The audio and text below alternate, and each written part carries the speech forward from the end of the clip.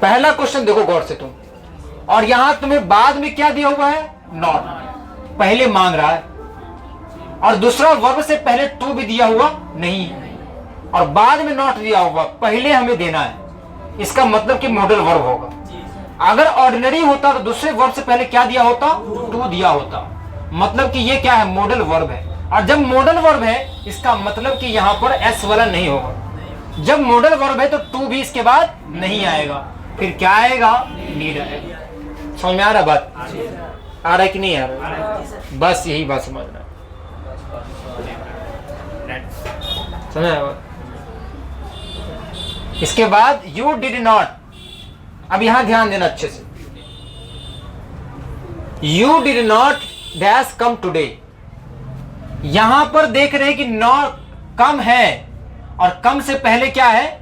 Not. मतलब कि dash यहां हमें देना है तीनों में से। इससे पहले क्या दिया हुआ है? नॉट दिया हुआ है।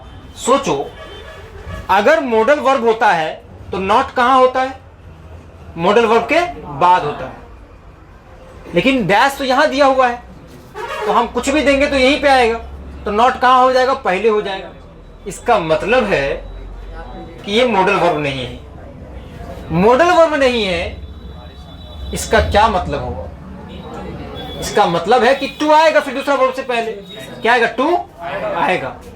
इसमें टू नहीं है, इसलिए गलत है। अगर टू होता तो ये सही हो जाता, क्योंकि यहां नीड्स तो होगा नहीं, यू के साथ ऐसे V1 होता। डिड आ गया तो V1 होगा यहाँ पर, क्योंकि अब ऑर्डिनरी वर्ब है ना। जब ऑर्डिनरी है तो वहां पर देखना पड़ेगा V1 और V1 देखना पड़ेगा, तो ये भी नहीं होगा। क्या होगा? नीड। और दूसरा वर्ब तो टू होगा, क्योंकि ये ऑर्डिनरी वर्ब है। समझा बात?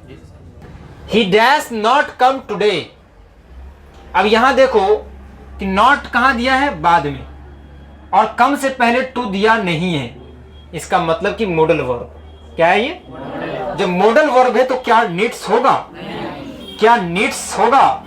फिर क्या होगा? नीड होगा। समझा रहा बात? ऐसा ही एरर तुम्हें एग्जाम में पूछता है।